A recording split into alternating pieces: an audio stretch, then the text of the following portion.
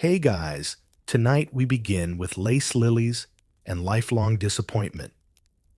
You're standing at the altar, or rather, you've been placed there. Your dress is stunning yards of white fabric that cost your family a terrifying chunk of your sister's dowry. The lace digs into your skin, your corset has rearranged your organs, and your veil is doing an admirable job of hiding the fact that you're holding back tears, nausea, or possibly both. He stands beside you, your husband. Well, in 6 minutes he will be. He's older. Not wildly so, but enough that you've seen the creases near his eyes. You met him twice. Once at tea, once at dinner when your mother said he has a modest income and no visible boils. High praise. The second meeting ended with an engagement ring. You didn't pick it. You also didn't say yes out loud, but silence was consent, and your father's handshake was the real signature. The ceremony is beautiful florals, organ music, and a priest who hasn't blinked in 5 minutes. You're not asked if you take this man to be your lawfully wedded anything. You're told, in a voice that suggests you've already agreed, and it would be inconvenient to back out now. Victorian vows are poetic grand and quietly terrifying. You promise to obey, not love, not cherish. Obey, like a dog. Except dogs at least get affection. So before you get comfortable, take a moment to like the video and subscribe, but only if you genuinely enjoy what I do here. And drop a comment with your location and local time. I always love seeing where in the world we're surviving these time machines from. Now dim the lights, maybe turn on a fan for that soft background hum, and let's ease into tonight's journey together. You exit the church to applause rice and the realization that you've just traded one man's roof for another's rules. The carriage smells faintly of sweat and too much perfume. Your new husband, let's call him Arthur, because there's always an Arthur, smiles like someone who's just completed a real estate transaction. Because in many ways, he has. You're now legally part of his assets. Under coverture law, once married, your legal identity is absorbed by his. No property, no vote, no legal right to your own children if you ever have them. You are no longer you. You are Mrs. Arthur Pembroke. A very fancy shadow. Your mother told you marriage would be a woman's true calling. She didn't say it would feel like being auctioned. Your father told you Arthur was decent. He didn't mention Arthur drank sherry with breakfast and sometimes shouted at servants until they cried. The servants, incidentally, are now ranked above you in personal freedom. At least they can quit. Now the reception. You smile until your cheeks ache. You nod as elderly women tell you how lucky you are. You thank them even though you've never felt less lucky. Someone plays a piano. A small child asks if you're going to have babies soon. You choke on a sip of lukewarm punch and nod again. The cake is exquisite. White icing, sugared violets, two tiny figurines on top, a bride and a groom. Frozen smiles. Yours looks eerily like you vacant, immobile, glossy-eyed. Fitting. Arthur gives a speech. It's charming, a little dull, and includes the phrase, "tamed at last," which earns a hearty laugh from the crowd and a quiet scream from your soul. You feel your stomach drop, like it's trying to leave the party early. But it can't, and neither can you. Now comes the part no one says out loud the wedding night. It's expected, not optional.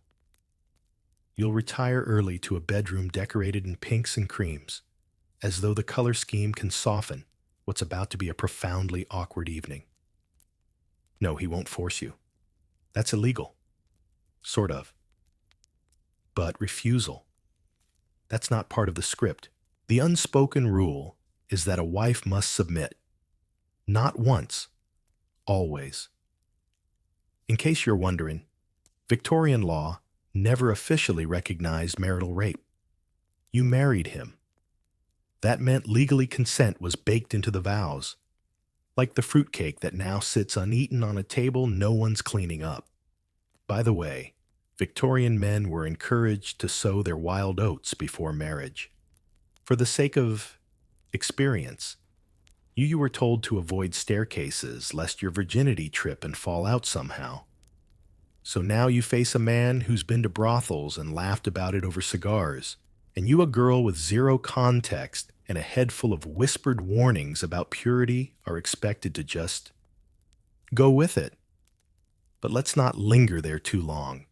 You survive the night, barely. You're not sure what just happened, only that you ache in strange places and feel strangely older. And not in a wise, grandmotherly way. More like a bruised peach on a too-warm shelf. The next morning, you are praised for your good behavior. You're not praised for being brave or clever or even awake, just obedient. And so begins your life as a Victorian wife. No career, no independence. But hey, free housing, right? Let's pause here for a historical fact.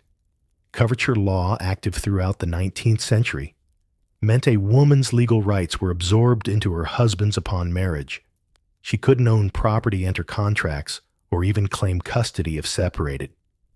It wasn't until 1882 that the UK's Married Women's Property Act gave wives some legal control over their belongings. Even then, judges often favored the husband in any dispute. Now for something fringe, some Victorian brides carried orange blossoms in their bouquets, not just for scent or symbolism, but because they were believed to increase fertility and keep away impure thoughts. Which says everything, really. As for scholarly debate, some historians argue that Victorian marriages, though restrictive, offered a form of social protection and upward mobility for women. Others argue that this protection was gilded confinement, a prison with better curtains. The truth is likely a suffocating mix of both. Either way, you've said your vows. The ribbons and rings have settled, and your future now lies with Arthur, his expectations, and a life where your primary skill set will be smiling through unbearable dinners. It's only day one. You've got decades to go. The wedding is over. The flowers are wilting in their vases, and you've officially joined the prestigious and invisible order of Victorian wives.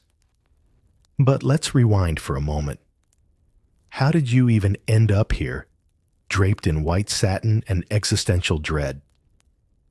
You didn't choose him. You weren't meant to. Victorian marriage was a transaction, and you were the coin. Your parents orchestrated your engagement with the same enthusiasm as a business merger. He comes from good stock. Your mother whispered one evening as she dabbed lavender oil behind her ears. Good stock in this case meant he had land no criminal record and a jawline that implied ambition. Love. That was for novels, or fools. Courtship, as it's quaintly called, was a stiff ballet of chaperoned visits, cautious conversations about weather, and tea served with passive aggression. You were paraded in dresses meant to flatter your complexion and never your comfort. He assessed you like a potential investment. You responded with small laughs and demure nods, pretending not to notice the way he inspected your teeth when you smiled.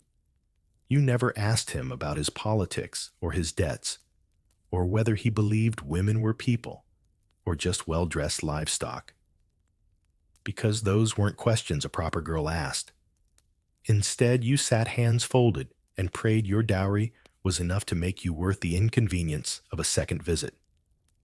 Eventually, he proposed. Not to you, mind. To your father.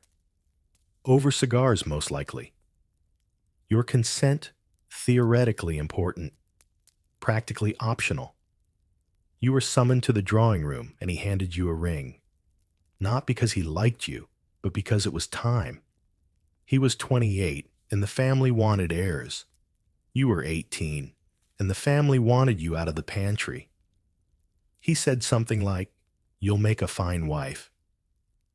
You nodded, because what else does a polite girl do?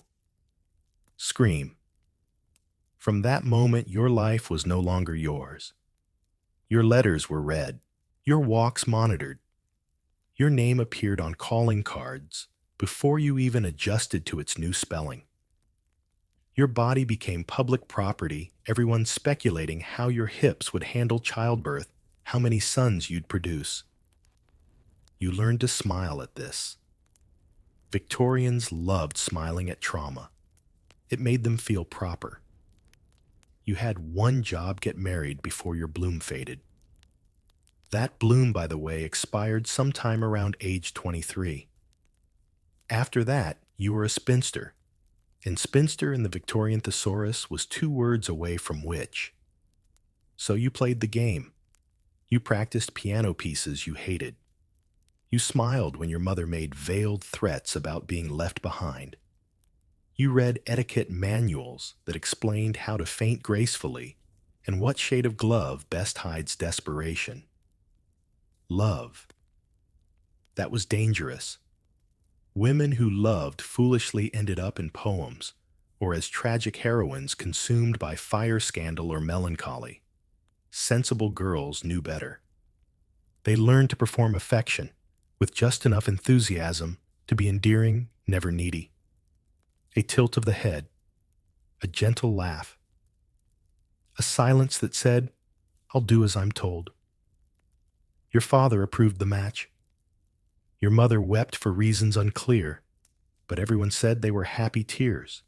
Your friends envied you, or pretended to. You tried not to think about the girl 2 streets over who ran off with a stable hand and was now not spoken of. But let's not mistake this for a unique injustice. Your story was one of thousands. Victorian England was full of women married not to partners, but to social expectations. The novels made it sound romantic. In real life, it was roulette. Some husbands were kind, gentle, awkward. Others were cold, controlling, or cruel.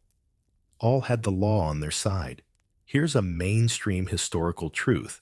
Among upper and middle class families, it was common for parents to play a dominant role in arranging matches, often emphasizing financial stability, class status, and reputation over affection or compatibility.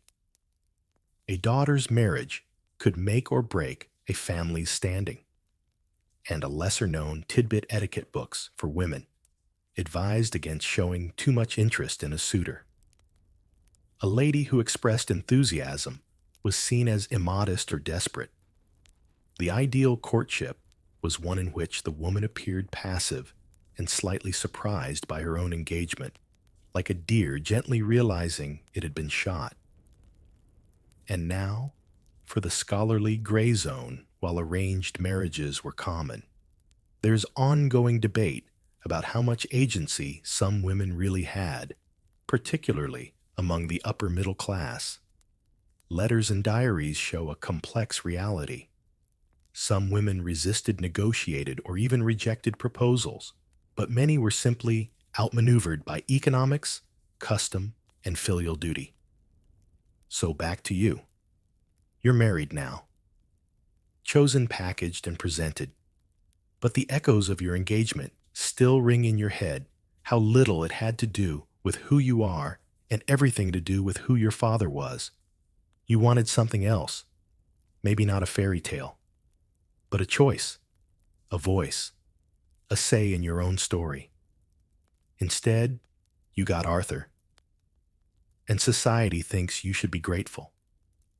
You look at him across the breakfast table. He's reading the paper. You're sipping tea that tastes faintly of dust and disappointment.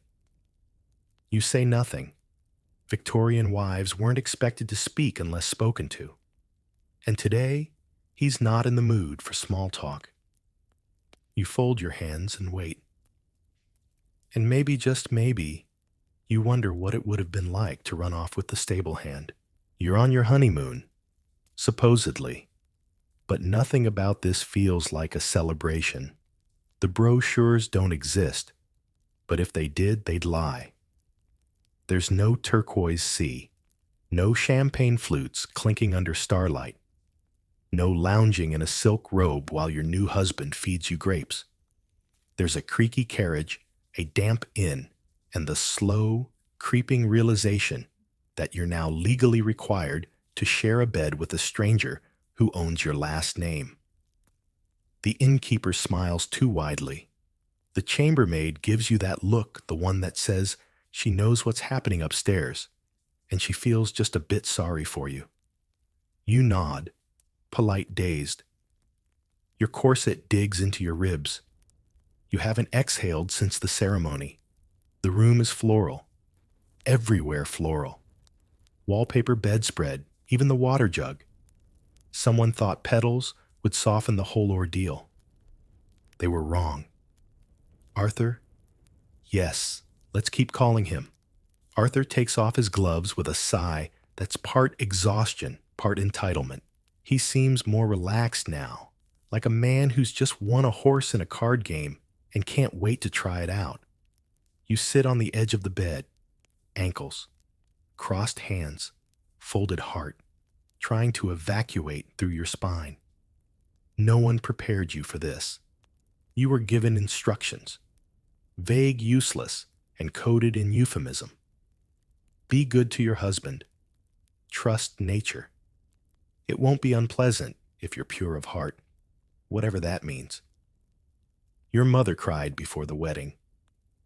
Not because you were leaving, because she remembered her own wedding night. She told you to lie still, to think of something nice, to pray. Arthur isn't cruel. He's not kind either. He's efficient. You undress behind a folding screen, every rustle of fabric sounding like thunder. He doesn't watch. He waits. When you emerge in your linen shift, he says nothing, just lifts the blankets and gestures. You climb in. Because what else do you do? And then it happens. Clumsy, fast, silent. Afterward, he falls asleep. You don't. Victorian society loved to talk about the sanctity of marriage, but the mechanics, taboo. Women were told nothing, taught nothing, expected to simply adapt. It was a duty, a performance, a ritual you endured so that God and your in-laws would be satisfied. You stare at the ceiling. The floral pattern mocks you. Let's be clear, you weren't assaulted, not in the way people think of it today. But you also weren't given a choice. In Victorian England, consent within marriage was irrelevant. Your body was not your own. Once the ring was on your finger, you became legally and morally your husband's property. To deny him was to deny your role. And here's the cruel irony. If you became pregnant, society cheered. If you cried, they called it nerves. If you objected, well, maybe you were hysterical. Maybe you needed a rest cure, or a trip to the seaside, or a small dose of laudanum until you became quieter. Want a historical fact? The legal doctrine of coverture ensured that once married, a woman had no separate legal existence from her husband. This meant no property rights, no control over her earnings, and no legal recourse if he forced himself upon her. Marital rape wasn't criminalized in England until 1991. Yes, 1991. Something obscure. Upper-class Victorian brides were often sent to matronly advisors before the wedding, usually older female relatives, who would give them vague, often horrifying metaphors about marital intimacy. One popular phrase was, "Bear it as Eve bore the curse." Not helpful. And the scholarly debate. Some historians argue that intimacy improved over time within Victorian marriages, particularly among couples who developed emotional bonds. But even then, the power dynamics were deeply uneven. Wives were expected to be available, cheerful, and discreet. Always discreet. Back in your inn, the sun rises.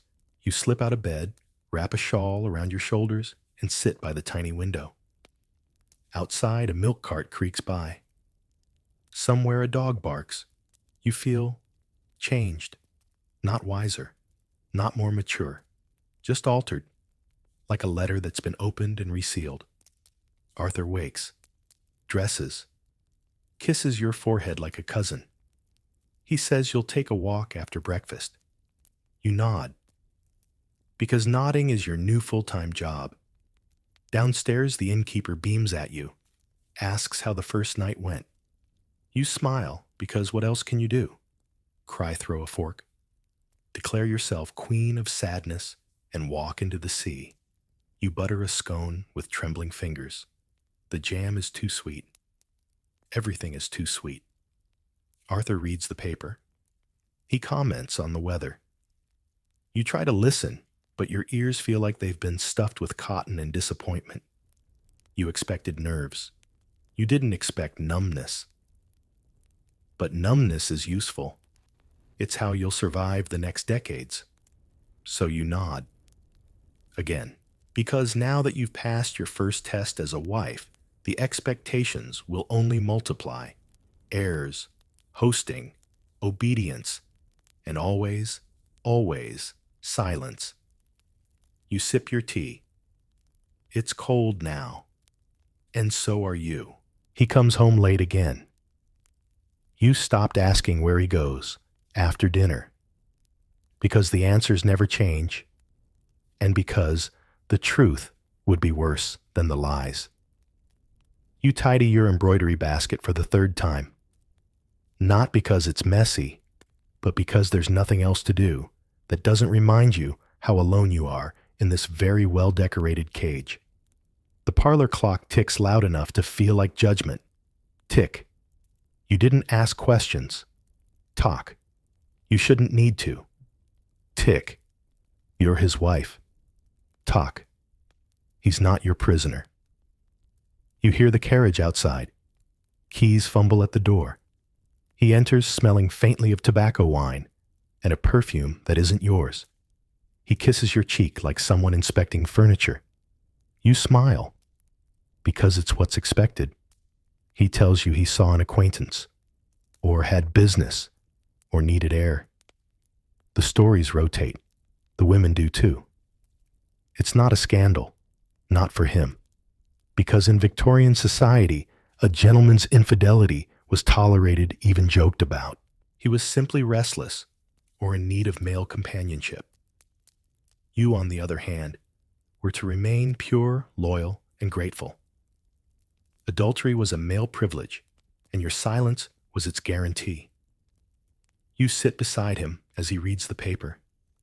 He turns pages like you're not even there. The ink rubs off on his fingers. You wonder if the guilt ever does. And here's the part no one warns you about: your marriage is legally sacred, but socially flexible for him. If he visits brothels, you mustn't ask. If he keeps a mistress, you mustn't notice. And if he gives you something unpleasant in return, well, you mustn't talk about it. Victorian venereal diseases didn't come with public awareness campaigns.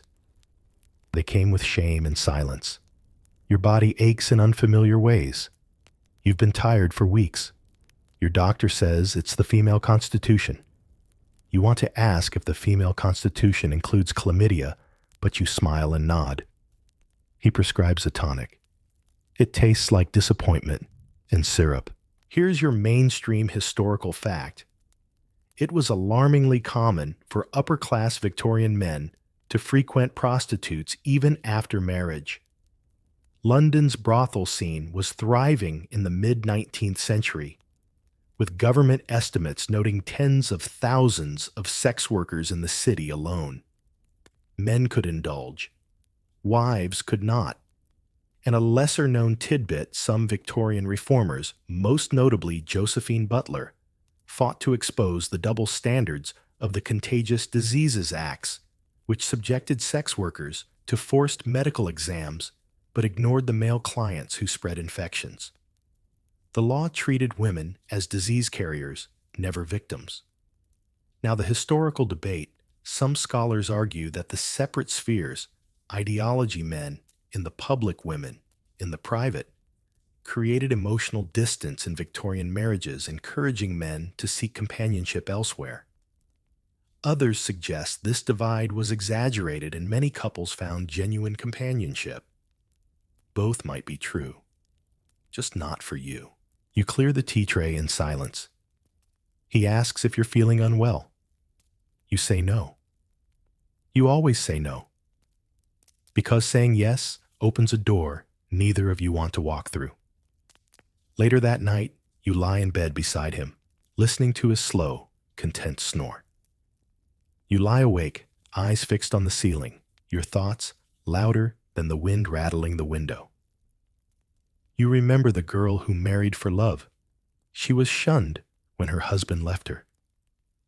Society saw her affection as foolish. Your cold, distant marriage, however, is seen as stable, respectable, tragic, yes, but acceptable, because it looks right from the outside. You turn your head and watch him sleep. His mouth is slightly open. He looks peaceful. You wonder if he dreams about the women he visits, or if he dreams at all. You miss being touched kindly, being looked at like you were real. You miss being missed. You reach for the rosary on your nightstand and grip it tight, not for comfort, but for something to do with your hands that doesn't involve slapping him. In the morning, he's gone before breakfast. A note on the table says meetings. You drink your tea alone. Outside, the paper boy shouts headlines about scandal. You think what a luxury to have your tragedy be public. Yours is wallpapered in good manners and served with dry toast. You walk through the garden alone. The roses are blooming. You hate them for it. And still, you stay. Because there is no leaving. There is no confrontation. You are a Victorian wife. You endure. That is your virtue. If he strays, you pray harder. If you hurt, you smile brighter. If your heart breaks, you arrange the tulips and say nothing. Because you, dear listener, are respectable, and that's what's killing you. You sit by the window, mending socks. Not because you like mending, not because you particularly care for socks, but because the alternative is idleness. And idleness, they say, is unbecoming of a lady. You are now a wife, legally, socially, spiritually perhaps, but not independently. Let's talk about what that really means. You belong to your husband. No, not in the poetic we belong to each other sense. Not the notebook and picnic kind. You, as in your body, your name, your property, your labor, and even your thoughts are quite literally his. Welcome to coverture, the legal doctrine that erases you. Before you were married, you were Miss Eleanor Davies, a legal entity. You could own things, sign papers, inherit property. Not a lot, mind you, because you were a woman, but still you existed in the eyes of the law. Now you're Mrs. Arthur Pembroke. That's not just a name, it's a demotion. You've been absorbed, like a sugar cube into hot tea, still technically there, but entirely changed. You can no longer sue or be sued. Sign a lease. Own a bank account. Keep your own earnings. Make a will without his approval. You couldn't even vote, but now you can't even argue. Your husband controls it all. If you inherited a little sum from a dead aunt, it's his. If you publish a novel under your own name, the royalties go to him. If he spends it all on horses and cigars, oh well. You might think this sounds medieval. But no, this is 1853. This is Enlightenment. This is the age of railroads and Darwin. But when it comes to you, it's the Stone Age and petticoats. What's worse, society agrees. You are not a person anymore. You are an extension of your husband's identity. Think of yourself as legal wallpaper, decorative, mute, and difficult to remove. Here's your mainstream fact under the English legal principle of coverture. A married woman, a female covert, had no separate legal existence from her husband. This law remained in force in various forms until the Married Women's Property Act of 1882, which was considered revolutionary simply because it allowed wives to keep property they already owned. Now, for something you won't see on a tea towel, some Victorian women resorted to disguises or secret banking just to hold on to what was theirs. Hidden accounts, false names, and coded correspondence became the desperate toolkit of women who didn't want to see their dowries disappear into the nearest gentleman's card game. And the debate historians continue to question how universally enforced coverture really was. Some argue wealthy women found loopholes, trusts, prenuptial contracts, clever brothers. Others insist that for the average woman, the law was a steel trap. Exception or not, the norm was clear. You disappear when you marry. You put down the sock. You pick up a letter. It's from your cousin Sarah, unmarried eccentric, living in a rented cottage with 3 cats and an alarming number of books. She writes of late-night reading, long walks, and independence. She signs her own name. You envy her, and society pities her, because in the Victorian mind, a woman alone is suspicious. A woman alone and content is dangerous. They say she's strange, unwomanly, probably mad, or worse, political. But you, with your lovely drawing room and fine linen, are considered successful. Even as you slowly erode under the weight of invisibility, your husband calls for tea. You serve it. He misplaces a paper. You apologize. He makes a joke about women not understanding investments. You laugh. A little too loud. A little too forced. You used to write poetry. You stopped. You used to play piano. He said it gave him a headache. You used to believe you'd grow into yourself. You didn't expect to grow out of recognition. Sometimes you imagine packing a case, walking to the station, catching the night train to somewhere without rules. You picture a small town where no one knows your name, where you might go by Eleanor again. Not Mrs. Anything. But then you remember to leave is scandal. To live alone is ruin. You'd be poor, ostracized, probably labeled insane. And worst of all, you'd still be married. Because divorce, my dear, is not for the faint of class. So instead, you mend the sock. You write Sarah a careful reply. Nothing too radical. Just enough to say, I see you. You fold the letter, tuck it into an envelope, and hand it to the maid. She'll post it discreetly. She knows how to be invisible, too. Back at your window, the sun dips below the trees. The street glows amber. Children laugh in the distance. You think about all the things you used to want. You try to remember when you stopped wanting anything at all. And then you pick up the next sock. Because what else can you do? You wake up with a heaviness in your belly and a strange humming ache in your lower back. It's not the mattress, though the springs do protest like a Victorian Parliament debate. No, this is something different, something blooming, something ominous. By mid-morning, the doctor confirms it. You're with child. He says it like a compliment, like you've won something, like your body has done the only thing it's truly good for. Your husband smiles, presses a dry kiss to your forehead, and calls you his clever girl. You nod, numb. Congratulations. You're not just a wife now. You're a vessel. Motherhood, glorious, sacred, back-breaking motherhood is upon you. The news spreads like spilled jam across the linen of your social circle. Everyone is delighted for you. The cook makes pudding. Your mother sends a bonnet. Your husband begins dropping the word heir into conversations like he invented it. You, however, are quietly terrified. Because here's what they don't print in the etiquette books: pregnancy is a gamble.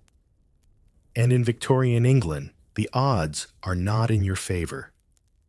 Your body is no longer your own. It belongs to the growing life inside it and to the expectations of everyone around you. You must walk carefully, eat sparingly, smile often. You must not read upsetting novels. You must avoid loud noises. You must definitely not express fear or doubt because pregnancy is a blessing. To question it is to seem ungrateful or worse, unnatural. Morning sickness is expected. Complaining about it is not. You're told ginger tea will help. It doesn't. You're told to rest, but not too much. Stay calm, but not idle. Glow, but don't sweat. Be maternal, but keep your corset on for shape. That's right, maternity corsets. Because nothing says comfort like whalebone and constriction while growing a human. By your 5th month, your ankles swell. Your moods swing. Your cravings border on alarming. You want pickled onions and chocolate custard, preferably at the same time. You're told to sip milk and think of England. You'd rather throw the milk out the window. Victorian medicine isn't exactly your friend. Your doctor is likely a man who's never changed a diaper, but feels perfectly qualified to explain the mysteries of your womb. He prescribes fresh air and gentle exercise. You try walking, but your hips scream. You try lying down, but your bladder protests. Here's your historical fact: maternal mortality was staggeringly high in the 19th century. Estimates suggest 1 in 200 births ended in the death of the mother in Britain, often from infection, hemorrhage, or obstructed labor. And yet, society insisted that childbearing was a woman's greatest joy. A fringe detail: some midwives recommended keeping a small spoonful of brandy or laudanum on hand just in case the pain became unbearable, which it usually did. Laudanum, by the way, is opium dissolved in alcohol. It dulled the pain, yes, along with consciousness, awareness, and breathing. In the scholarly debate, while some argue that women found empowerment and community through shared experiences of childbirth and motherhood, others contend that pregnancy was simply another form of patriarchal control. Your ability to reproduce was valued, but your voice in the process was not. As your due date creeps closer, the house shifts into quiet dread. The nursery is decorated, the bassinet is polished, but the truth hovers in the corners like dust. This could kill you. You're not allowed to talk about that, of course. Death is impolite conversation, even if it's waiting for you behind a basin of boiling water and a dull pair of scissors. Labor begins at dawn. It's slow. It's brutal. It's long. Your screams are muffled by clenched teeth and social expectation. The midwife wipes your brow and whispers that you're brave. You don't feel brave. You feel like your body is tearing itself in half. At some point, the pain swallows everything. There is no room left in you for thought, just raw sensation. Someone prays. Someone else sobs. You bite down on a rag to keep from waking the house. And then a cry. Not yours. You're too empty to cry. The baby is here. A girl. The room deflates. Your husband isn't disappointed. He's simply quiet. He was hoping for an heir. You were hoping to survive. You did. Barely. Your body is ruined. Your hair is falling out in clumps. Your chest aches. You leak constantly. Your stomach looks like a battlefield, and no one is sending reinforcements. They bring the baby to you. She is tiny, red-faced, and squinting at the light like she already knows what kind of world she's been born into. You hold her unsure. They say, this is the happiest moment of your life. You're not sure what that says about your life. A servant enters with broth. You sip it one hand, around the baby, the other trembling from exhaustion. Arthur kisses your cheek and tells you to rest. He leaves for a dinner appointment, something about a business associate and a very good port.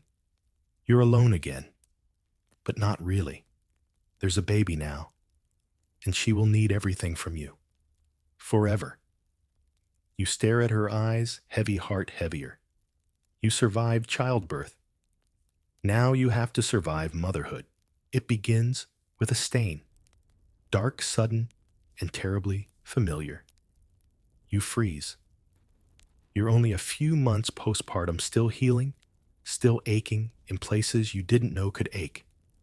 You'd barely gotten used to holding your baby without wincing, to sleeping in short gasps, to remembering your name. And now it's happening again. Or rather, it's unhappening. You rush to the wash basin, heart thudding in that primal, fearful rhythm. There's blood. There's pain. There's something else, something heavier than physical discomfort. It's the weight of silence. Because no one told you what to do when things go wrong. You sit on the edge of the bed, hands clenched, hoping it's nothing. Hoping it's normal. Hoping mostly that you're not about to become invisible in a whole new way. By evening, it's undeniable. The cramps worsen. You begin to shake. A chill runs through you colder than the drafty windows or Arthur's absent gaze. You miscarry alone in the cold half-light of a drawing room where the curtains are always closed. No one prepared you for the loss. Not your doctor. Not your friends. Not even your mother, who once whispered through tight lips. These things happen, and then change the subject quickly. In the morning, the maid finds the sheets. She says nothing, but the look in her eyes says everything. She's seen this before. Too many times. You rest. You are told to rest. But what they mean is, be quiet. Grieve if you must, but not in public. Not loudly. Certainly not at dinner. You are given broth, laudanum, advice about keeping your feet warm. What you are not given is space to feel what you're feeling. Because in Victorian society, a woman's value was closely tied to her ability to bear healthy children. A lost pregnancy, an unfortunate failure. You'll try again, they say. You're young, they say. Be grateful you can conceive at all. Gratitude becomes a prison.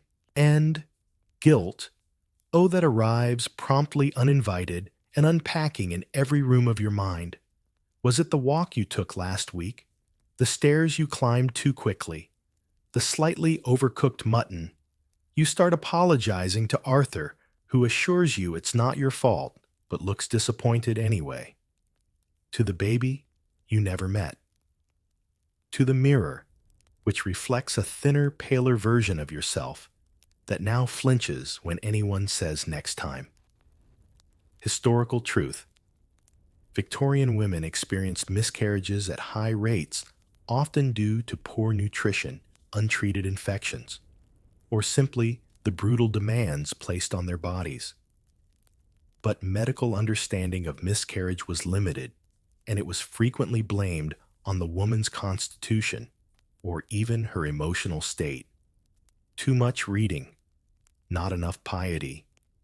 Fringe detail, some etiquette guides advised women not to publicly announce early pregnancies lest they embarrass the household by failing to carry to term, because apparently your body's grief could inconvenience the social calendar.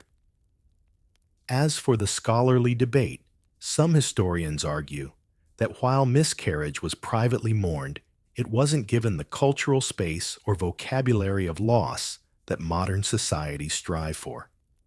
Others suggest that the high frequency of child loss led to a form of numb resilience, a detachment born not from coldness, but survival. You don't feel numb. You feel raw. But there's no mourning attire for what never had a name. No black ribbon for a second heartbeat that briefly fluttered, then faded. You try to return to routine. You embroider, though the patterns blur. You write letters you never send. You hold your daughter and wonder if she senses the sorrow you now carry like a second skin. Arthur doesn't mention it again. He returns to work, to the club, to polite conversations about things that don't bleed. When you ask if he's sad, he says, "These things happen." You stop asking. At church, the vicar preaches about the virtues of motherhood, about how women are closest to God when giving life. You sit still and stare at the stained glass.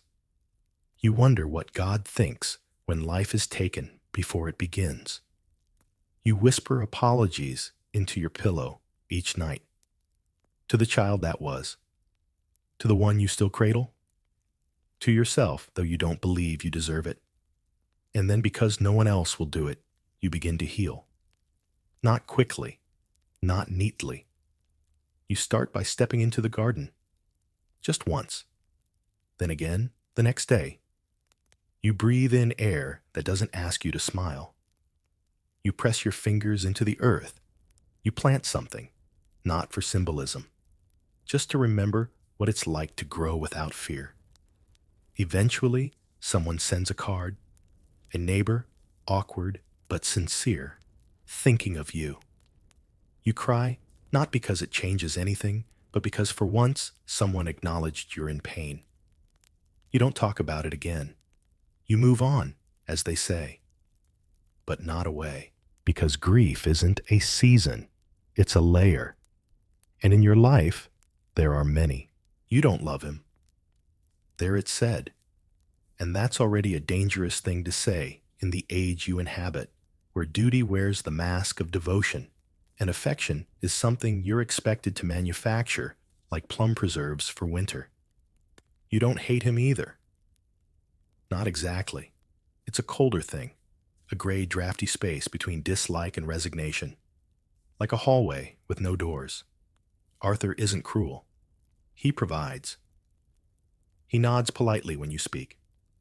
He sometimes asks about the child, but he is a man who sees you the way he sees the chandelier, useful, decorative, easily dusted by someone else. And you, well, you're a wife. You should be grateful. You have a roof. You have a child. You're not in the workhouse. What more could you possibly want but love? Oh, love is something else entirely. Love is dangerous, especially for you. You sit at the piano and play quietly. Something gentle. Something Chopin, maybe. He doesn't notice. He never does. You remember when you were younger, before the engagement, before the veil, before the fainting and the lace. You remember reading poetry by candlelight, stories where heroines burned with love. You believed in that heat.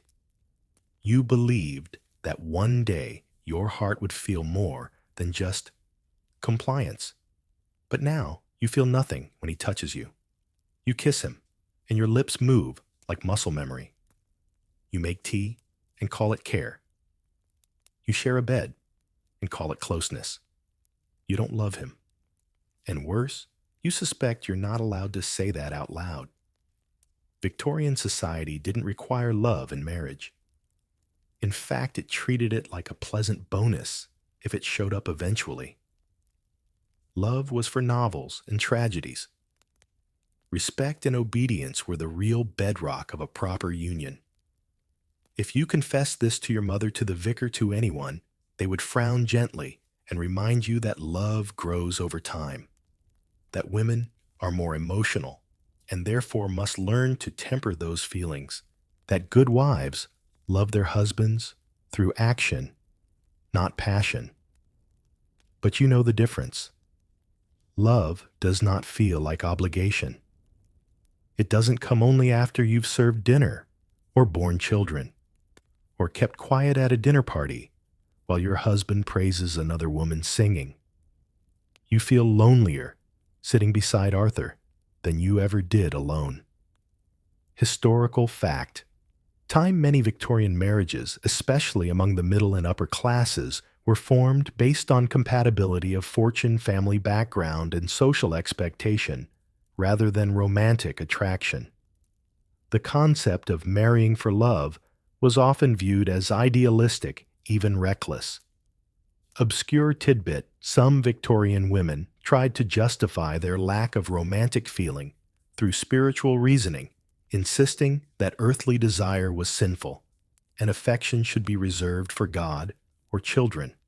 This was encouraged subtly by sermons and advice literature. And here's your scholarly tug of war. While some historians argue that Victorian women internalized these norms and found fulfillment in quiet loyalty, others highlight private diaries and letters revealing deep sadness, emotional starvation, and longing for connection that never came. The truth likely lived behind tightly drawn curtains. Tonight, Arthur is away again. A business supper. You don't ask where. You don't want to know. You sit by the fireplace, your child asleep upstairs, and wonder what it might feel like to love and be loved. Not with duty, not with performance, but with truth. You imagine a different life. A man who listens, who doesn't just provide but partners, who knows your favorite song and hums it when he thinks you're not listening. You feel your chest ache with the fantasy, and then the guilt comes, because you're a wife, a mother, a Victorian woman. You're not supposed to want more. Wanting more is selfish. It means you're ungrateful. It means you deserve your loneliness. So you douse the thought like a candle. You climb the stairs and kiss your child's forehead. She stirs but doesn't wake. Her little hand curls around your finger. For a moment you feel a kind of love that needs no permission. It steadies you. It reminds you that love still exists in your life, just not where they said it should.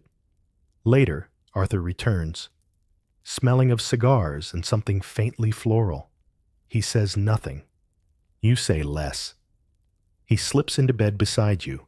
You close your eyes and pretend. Again, you wake to the sound of your name, soft, unsure, and oddly formal. It's the maid, hovering in the doorway. "Madam." She says the baby's crying. Of course she is. You sit up your back, cracking in protest, and swing your feet over the edge of the bed. It's still dark, that dense Victorian kind of night, where the gas lights flicker like they're unsure they belong here. You pad across the cold floor in slippers you once thought were elegant. Now they're just damp. Everything in the house is slightly damp, including your mood. Upstairs, your daughter wails like the world is ending. You pick her up, her small body, tense fists, bald eyes shut tight. You rock, you hum, you bounce gently on your heels. The song is tuneless, automatic. Arthur doesn't stir. You feed her carefully, painfully, with the awkwardness of a mother who still feels like she's babysitting someone else's life. You wonder if your milk will ever stop leaking, if your body will ever feel like it's yours again. Then she settles. And the silence is so loud it rings. You sit in the rocking chair, cradling this tiny human who depends on you entirely, who will one day learn what marriage means, who will watch your eyes when Arthur speaks and learn whether to marry for security or silence. You want better for her, but you don't know if better exists. Let's talk about Victorian motherhood, not the embroidered portrait of it, but the endless, sleepless, thankless version. You are her world, and yet you're so terribly alone. Arthur shows interest now and then. He asks if the child is eating, if she's healthy.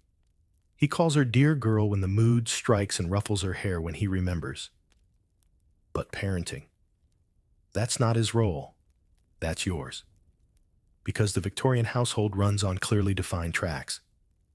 The husband governs. The wife nurtures. The child obeys. And if anyone steps off the rails, well, that's how women end up in asylums. You bathe her with lukewarm water in a tin basin. You sing when she fusses. You fumble through teething colic and strange rashes that the doctor blames on female imagination. You nurse through cracked skin and a spine that feels like it might snap in half. There's no word for this kind of exhaustion. It's not just tired, it's erased. Here's a plain historical truth. Victorian women, particularly those in the middle and upper classes, were expected to be the primary caregivers for their children. Even with nannies or wet nurses, the moral burden of child rearing fell squarely on the mother's shoulders. If the child misbehaved, the mother had failed. If the child died, the mother was cursed or careless, and something fringe, some Victorian manuals warned mothers not to kiss their children too often, lest they encourage weakness or unmanly dependency. Affection, like everything else, needed restraint. Scholars still argue about what kind of emotional connection mothers were truly allowed. Some argue that domestic motherhood was empowering, giving women control over the moral and emotional life of the home. Others say it was suffocating, a trap lined with embroidered cushions. You sit by the nursery window while she sleeps. The first light is just beginning to bloom across the sky, pale and uncertain. Your head leans against the wooden frame. You wonder if this is what your mother felt, and her mother before that. You wonder how many women sat in rooms just like this one, holding children they loved and wondering what happened to the girls they used to be. You are more than a mother, but no one says that out loud. To society, you are a Madonna, a warm bosom, a soft lap, a moral compass in a corset. To Arthur, you are polite company and household management, a seasonal ornament, something to dust off at social events. To yourself, you're not sure anymore, but you know you love this tiny human. You love her fiercely, and that at least still feels real. Downstairs, the clock chimes 7. You hear the servants beginning their day. You stand. You stretch. You whisper a promise to your sleeping daughter, not one you can keep. Maybe, but one that needs saying. That she will never feel like this. That she will not inherit this quiet sadness. That you'll find a way, even if you don't believe it yet. The invitation arrives on cream paper, so thick it could stop a bullet. It's embossed with gold, scented with lavender, and penned in the kind of looping cursive that practically curtsies on its own. Lady Elbridge requests the pleasure of your company for tea next Thursday, 2 o'clock sharp. You sigh. Not because you dislike tea, you enjoy tea. It's one of the few Victorian traditions that allows you to sit still without appearing lazy. But this isn't about tea. It's about being seen, and judged, and ranked. You pull out your appointment diary, not because your days are busy, but because being seen to be busy is essential. A blank page is social death. Thursday is open. Of course it is. You send your acceptance, then spend the next 4 days worrying about everything from hemline length to conversational small talk. You rehearse how to say delightful with just the right tremble of joy, and how to appear interested in someone else's embroidery without crying into your napkin. When the day comes, the air is damp and full of clouds. The weather matches your mood. You dress in lavender feminine, but dignified. You wear gloves, a hat, a brooch that once belonged to an aunt who probably also loathed tea parties. Arthur sees you to the carriage. He kisses your hand and says, "Charm them." You smile because it's easier than explaining that you don't feel like being charming today, or any day. Lady Elbridge's parlor is a frosted cage of delicate china tightly drawn drapes and chairs that appear to have been designed for dolls, not humans. The guests are exactly who you expect Mrs. Pembroke, from 3 doors down the Honorable Mrs. Wexley, who always smells like mothballs, and 2 younger wives, with glassy eyes and forced laughter. Tea is poured, biscuits are passed, and the performance begins. Your daughter must be walking now, someone says. You nod. Arthur still at the firm? You nod again. Small talk is the only safe talk. The weather, recipes, the price of oranges. Anything deeper is frowned upon. Mention politics, and you're considered difficult. Mention feelings, and you're unwell. You sip carefully. You smile at the right moments. You answer questions with soft assurance. You ask nothing too personal in return. But the barbs come anyway. Oh, you haven't hosted a musicale yet. Still just the one child. Such pale skin, have you been resting enough? Each statement is dipped in sugar, but it still cuts. You want to scream. Instead, you nibble a biscuit. Here's the historical fact. Victorian tea parties were not just social niceties. They were strategic performances of class femininity and moral superiority. Women were judged by their deportment, conversation, and ability to maintain the illusion of effortless domestic grace. Fringe detail, some etiquette manuals warned against eating too much during tea, as unladylike appetite could hint at earthly indulgence. Heaven forbid you take 2 crumpets and reveal your sinister hunger for bread. In the ongoing debate, some scholars view these gatherings as forms of subtle resistance, places where women exchanged information, shared grievances, even whispered political ideas. Others see them as engines of conformity spaces, where dissent was suffocated by floral patterns and polite silence. You try to steer the conversation to safer ground. Have you seen the latest fashion plates, you ask? Mrs. Wexley lights up. Ghastly sleeves this season. You all laugh. There's relief and agreement. Then Lady Elbridge leans forward, eyes glinting. Have you considered a companion yet? The question hangs. You blink. A companion for the child. A governess? Ah. Of course. Because heaven forbid a woman raise her own child without professional help, but also heaven forbid she not raise her child herself. You manage a smile. We're considering it. That seems to please her. Conversation drifts again. Someone recounts a hilarious tale about a footman who spilled brandy on a visiting archdeacon. Laughter ripples through the room. You pretend to laugh too. But your hands are clenched inside your gloves. After 2 hours, tea concludes. You rise, curtsy, offer your thanks. The carriage ride home is silent. Even the horse seems tired of the charade. At home, your daughter squeals when she sees you. You scoop her up, bury your face in her hair.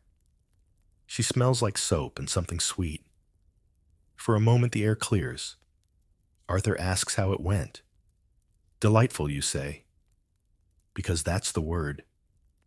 That's always the word. Your daughter is learning to speak. At first, it's just sounds, babbled syllables tossed like petals into the air. But then they start to settle. Mama. Up.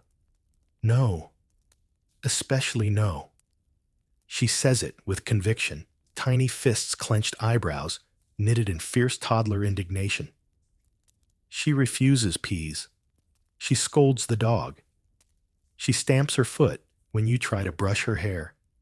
And you, tired, stretched, hollowed out, you smile like the sun just rose in your drawing room, because no is the one word you've never been allowed to say.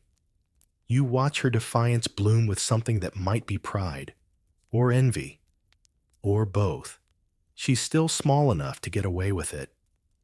Society hasn't yet arrived with its lace gloves and measuring sticks. But you know it's coming. The day when no becomes, don't be difficult. When up becomes sit down and be pretty. when her wildness must be tamed for the comfort of others. And your job is to tame her. You're the mother. That's what they expect. You're supposed to mold her into a proper Victorian girl, polite, modest, obedient, graceful, not too clever, never loud, definitely not opinionated. You watch her scribble on the back of an old pamphlet with a stub of charcoal. She announces it's a horse. You nod. It looks more like an angry potato, but that's not the point. She's drawing, creating, imagining something beyond these walls. Arthur passes by, glances down. What a mess, he mutters, and continues on. He doesn't mean to scold. He never does. He just lives in a world where women clean and children sit still.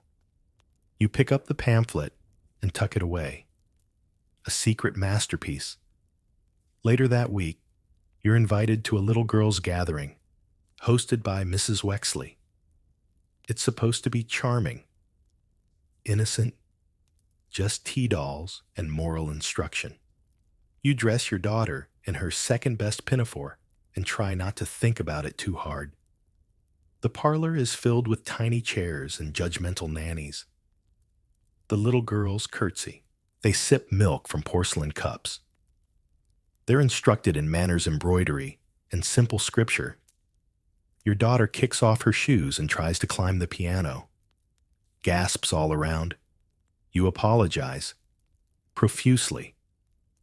Mrs. Wexley smiles that tight Victorian smile, the one that says, "Control your child, or I'll call the vicar." You lead her away, whispering gentle scolds.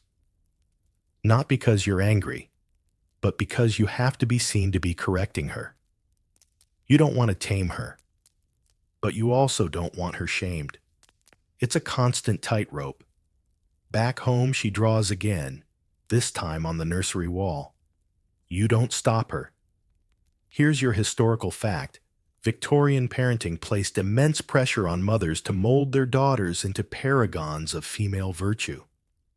Girls were taught to prioritize gentleness, domestic skills, and self-denial. Strong emotions were unladylike. Intelligence was tolerated only if it was quiet. Fringe tidbits: some families used actual child diaries, where girls were expected to record their thoughts and reflect on their moral progress, often edited by their mothers. A sort of preteen spiritual surveillance. The scholarly debate: were Victorian mothers complicit in reinforcing oppressive gender norms? Or were they trapped in a system that left them no choice? Some argue women passed down the rules out of internalized belief. Others see it as survival, a way to protect their daughters from harsher judgments. You watch your daughter draw spirals now. She says it's a snail, or maybe a planet. You decide it's both. You think about your own girlhood, how quickly your voice was softened, how soon your spine was straightened. You wonder what kind of woman you might have become if someone had said, "Yes, that's a planet," instead of "Don't be silly." You promise yourself that when she's older, you won't lie to her. You'll tell her about how hard it is to be loved properly, how quiet pain can hollow a person, how tea parties aren't always nice, how a corset can be worn on the outside or the inside. And maybe, just maybe, you'll tell her that once a long time ago she drew on a wall and her mother didn't stop her, because that moment mattered, even if no one else ever knew. The doctor visits again. Not for you this time, but for your neighbor, Mrs. Aldridge. Word has it, she's had a spell fainting in the middle of her parlor while practicing a nocturne. You overheard the cook say it might be female weakness, or possibly nerves, or maybe her corset was just too tight. You send over a basket of gooseberry jam and a polite note. It's what one does. The truth, of course, is likely more complicated. Everyone whispers that Mrs. Aldridge has been unwell, withdrawn. Melancholic. Someone claimed they saw her walking in the garden barefoot at dawn. Scandalous. You think of your own dawn walks, the ones where you hope the mist will numb your thoughts before the day begins. There's a rumor now that Mrs. Aldridge will be sent away for rest. You know what that means. The asylum. Or if she's lucky, a rest cure in the countryside quiet rooms, broth laudanum, and a complete prohibition on books, pens, or meaningful conversation. You stir your tea a little harder than necessary. Victorian women weren't allowed to be visibly sad. Depression, grief, burnout. These were called hysteria, or nervous disorders often diagnosed by male doctors who firmly believed a uterus could travel around the body and cause mischief. You couldn't simply be overwhelmed. You were ailing. And if your sadness threatened decorum, off you went. It wasn't always sinister. Sometimes it was just smothering. A long nap in a locked room. A smiling husband insisting it was for your own good. But it always came with silence. You've had your moments. Days when everything feels loud and gray. When the sound of your child crying feels like static. When Arthur's cheerful humming in the study makes your skin crawl. You've had nights where the wallpaper seemed to pulse with judgment. Where the fire burned too low and your thoughts burned too high. But you've kept it together. Barely. You tried the remedies. The teas. The lavender sachets. The walks. The longer walks. The wine. The lying in bed and staring at the ceiling until your eyes dried out. It's grief, perhaps. Or loneliness. Or maybe just the steady erosion of selfhood. Whatever it is, you've learned to hide it. Because if you admit it, even to yourself, you risk being Mrs. Aldridge. Historical fact. Female hysteria was a common Victorian diagnosis applied to women who exhibited symptoms ranging from anxiety and insomnia to sexual desire and sadness. Treatments included forced bed rest isolation and, in more severe cases, institutionalization. Male physicians often insisted these were biological failings of the female body. Odd detail: one popular treatment for hysteria was the pelvic massage, which doctors administered to induce hysterical paroxysm. Translation: medicalized sexual release, because no one would dare say the word orgasm in polite company. This eventually led to the invention of the vibrator. But let's not get ahead of ourselves. The scholarly debate. Some scholars argue that these diagnoses pathologized normal emotional responses to oppression. Others suggest that some women used illness strategically as the only socially acceptable way to withdraw from impossible demands. Either way, the pain was real, the silence louder. You look at the invitation on your writing desk, a small gathering in Mrs. Aldridge's honor before she departs for rest. It's worded delicately, like she's going on holiday, not being disappeared. You consider not going. But then, of course, you go. Because she would do the same for you. The gathering is polite, awkward. Everyone pretends nothing is wrong. Mrs. Aldridge sits stiffly in a lavender chair, her smile thin, her hands too still. You sit beside her. She whispers, "They say I'll feel better." You nod. "They say I'll be away a month." You nod again. Then she says nothing else. Afterward, you walk home slowly, the wind threading its fingers through your shawl. You think of your daughter. You think of what she'd say if she saw you cry. You wonder what you'd say back. That night, you sit by the fire and reread an old book of poetry. The words comfort you, though you don't quite believe them. You stay up too late. The clock chimes 1. You think of Mrs. Aldridge alone in a strange room staring at a ceiling she didn't choose. You pray they don't take her pens. You pray. They don't take her name. Your hair is falling out again. It comes out in the brush in the basin on your pillow. Long, pale strands that twist around themselves like they're trying to escape you too. The doctor says it's nothing. Postnatal depletion, he mutters. Quite common. Don't worry your pretty head. He gives you a tonic that smells like old apples and disappointment. You take it because saying no requires more energy than you've got. You stare at yourself in the mirror, parting your hair this way and that, trying to cover the thinning spots. Your face looks older, not wrinkled, just faded, like you've been left out in the rain too long. And the corset doesn't help. Every morning, the maid laces you up while you brace against the bedpost, teeth clenched, breath short. Your ribs scream, your hips ache, but your waist looks perfect. And perfection is the point. Victorian beauty isn't about health. It's about performance. Pale skin, sickly but fashionable. Tiny waists, unbreathable but enviable. Sloping shoulders, delicate wrists. Wide eyes, all designed to make you look soft, fragile, consumable. You're supposed to look like a flower in winter, or a statue about to faint. You remember the lemon juice you used to dab on your freckles, back when you thought they were imperfections. You still avoid the sun. Tan skin means labor, and labor means you're not a lady.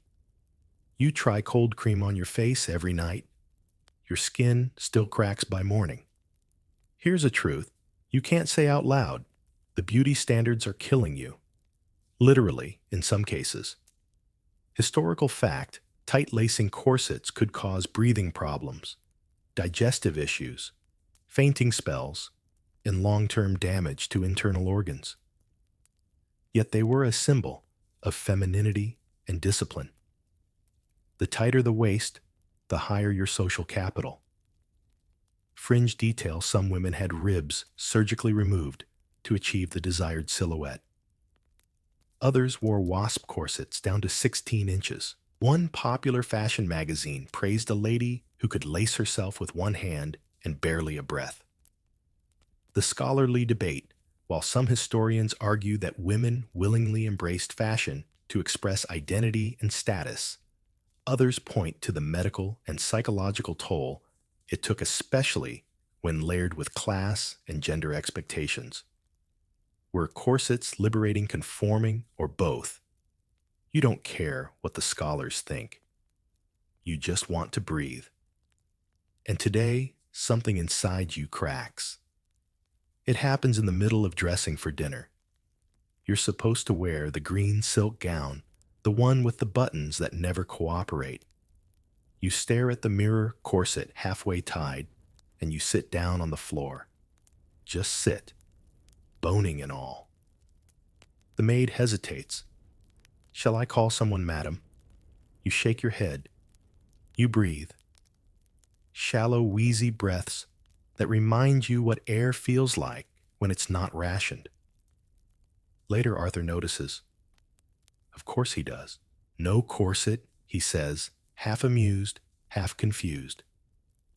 Not tonight, you murmur. He raises an eyebrow. People will talk. Let them. At dinner, you eat what you want. Not just the soup. You take bread, butter. You even laugh softly but genuinely when the pudding is too sweet. It tastes like rebellion. Afterward, in the drawing room, you read aloud from a book. No embroidery, no ladylike nodding, just your voice filling the space that usually swallows you. Arthur doesn't stop you. He watches, puzzled. You feel something shift in the room. You're not defying him. Not exactly. You're just returning to yourself, inch by inch. It's terrifying and liberating and exhausting. But for the first time in weeks, when you brush your hair before bed, it doesn't feel like morning. It feels like tending to something fragile that still somehow wants to grow. You receive a letter with your name written in looping script you haven't seen in years. It's from Clara. Clara, who once dared to ride astride on a borrowed horse. Clara, who refused a suitor because he called her poetry quaint. Clara, who last you heard was living in a boarding house in Devon unmarried and scandalously content. You rip the seal open before you sit down. The letter is full of life and salt and stories.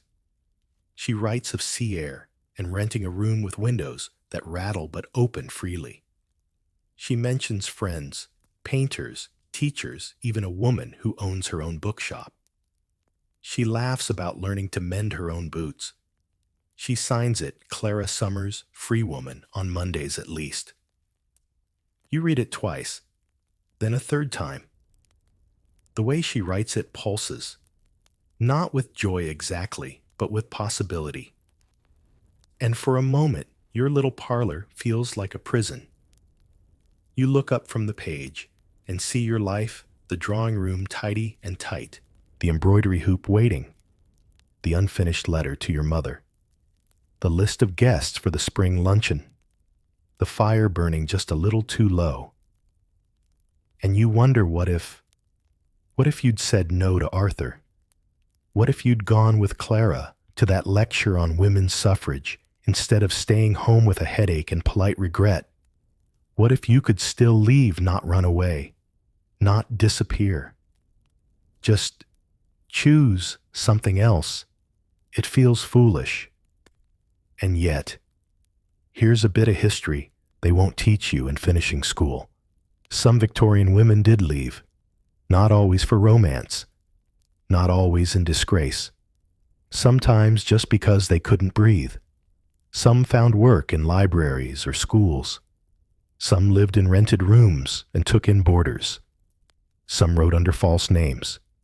They were called eccentric, unstable, unsexed. But they were also free in a way you've only tasted in dreams. Historical fact, by the late 19th century, small cracks had begun to appear in the walls of Victorian womanhood.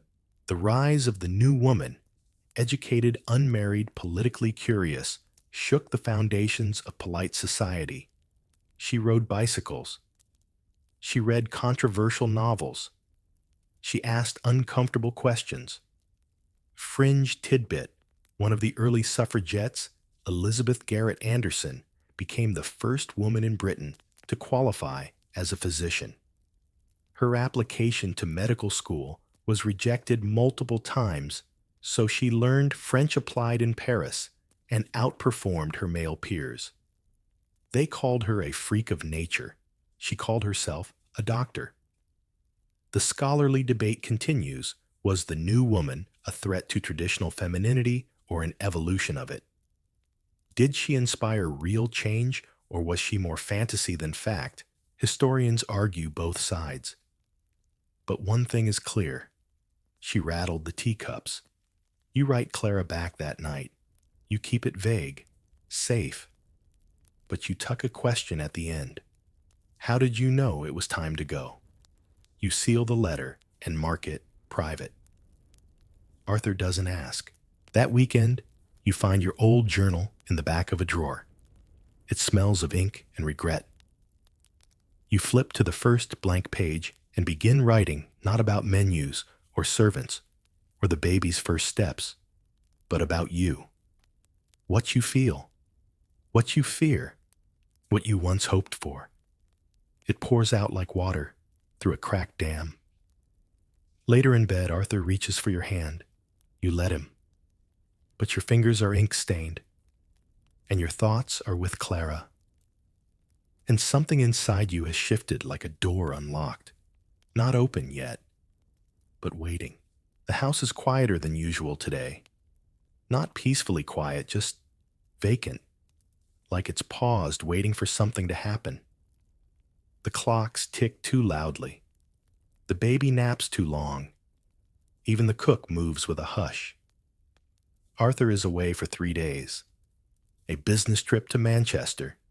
You've never been to Manchester. You imagine it full of coal smoke and shouting men in meat pies. He barely said goodbye. And somehow, it feels like a gift. You walk the halls without purpose. Open drawers. Touch furniture like it might answer.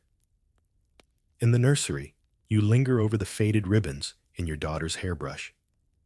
In the drawing room, you sit in his chair just to see what it feels like. Strange how the house changes when it's just yours. You think about what freedom might feel like. Not in grand dramatic gestures, just in little ones. A meal when you're actually hungry. A sentence you finish. A silence that's yours to keep. You make tea. No one comments on the number of sugar cubes. You drink it in the garden, shoes off the grass, wet and cool beneath your feet. A maid sees you. Her eyes widen, but she says nothing. Perhaps she envies you, or fears you, or perhaps she simply understands. You decide to do something wildly improper. You go to the library, not your private bookshelf of sanitized novels and sermonettes, but the public one. The one you're supposed to visit only with Arthur, or for some approved moral purpose. You wear gloves and a veil just in case. The librarian glances at you. You nod like someone with permission. You wander the shelves. There, between the books on architecture and foreign lands, you find something forbidden, a slim, battered volume of essays by a woman named Mary Wollstonecraft. You clutch it to your chest like stolen fruit. Back home, you read in the sunlight. You read about women's rights, about the mind, about self-respect. You tremble, because it's not radical. It's reasonable, and it makes everything else seem absurd. Historical fact. Mary Wollstonecraft's A Vindication of the Rights of Woman was published in 1792, bold blistering, and centuries ahead of its time. By the Victorian era, her work was both admired and quietly buried. Respectable women weren't supposed to read her, or if they did, they were expected to disagree. Fringe detail, after her death, it was revealed that Wollstonecraft had borne children out of wedlock and attempted suicide twice. Victorian commentators used this to discredit her entirely. One review declared her a warning to all ambitious young women. Still, her book endured, passed in secret, underlined in pencil, hidden in sewing baskets. The scholarly debate, some say Wollstonecraft's influence on Victorian women was limited, stifled by strict norms and moral backlash. Others insist her voice echoed in salons and parlor whispers, fuel for quiet fires that would one day burn louder. You hide the book under your mattress, not because you're ashamed, but because you're not ready to explain it. Later, as you write in your journal, your hand moves faster than your thoughts. You write about the feeling of air moving through your dress, about the absurdity of dinner parties, about how your daughter deserves to read this book someday openly, proudly. And you write this sentence, "I am more than this house." It startles you because it feels like a confession and a plan. You hear a knock at the door. It's just the maid. The baby has woken, but something about your face makes her pause. "Are you quite well, madam?" she asks. You smile. "I'm thinking you say." And for once, that's not a dangerous thing to admit. Arthur returns on Sunday, smelling of train smoke and entitlement. He kisses your cheek and tells you Manchester was dreadful as usual. He hands you a box of sugared almonds as if they might make up for everything. You thank him. You even smile. But something's changed. It's not that you feel braver, just clearer, like a window that's finally been washed after a long, sooty rain. You ask him over breakfast what he thinks of Mary Wollstonecraft. He blinks. Who you describe her. Carefully. Her ideas about women's education, independence, moral agency. He smiles the way one smiles at a child who said something cute. Revolutionary nonsense, he says, and resumes buttering his toast. You stare at the jam jar. It's half empty. It's always half empty. You say nothing else. Because this isn't a debate. It's a measurement. You now know how small his world is, and how much larger yours might be. Later you attend a dinner party at the Grays. 12 guests. Roasted duck. A string quartet stationed in the corner like human wallpaper. You wear a new gown blue, with sleeves that billow slightly. Too modern for some. You see the looks, but you don't care. You find yourself in conversation with Mr. Harold Finch, a widower with a strange fondness for Greek poetry and the smell of ink. He's kind, clever. He listens. You talk about books and ideas and walking alone. Arthur joins the circle briefly, places a hand on your arm, just enough pressure to remind you of the lines.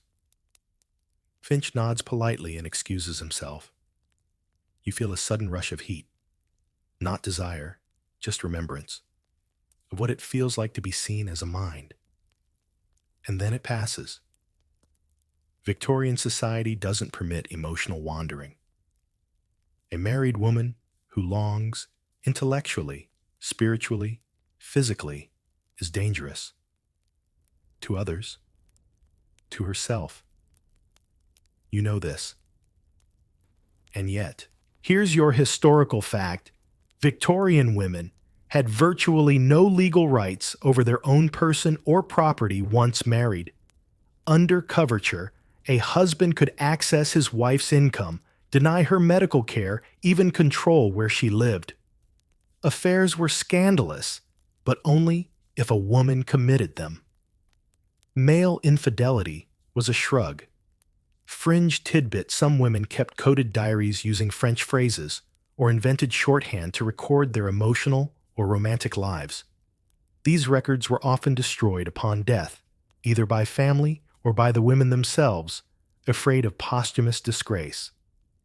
The scholarly debate, were Victorian women entirely powerless in their marriages? Or did they develop subtle methods of autonomy? Emotional, intellectual, logistical letters suggest both. Some found ways to create space. Others disappeared into silence. You leave the party early. Arthur doesn't argue. He's had too much port.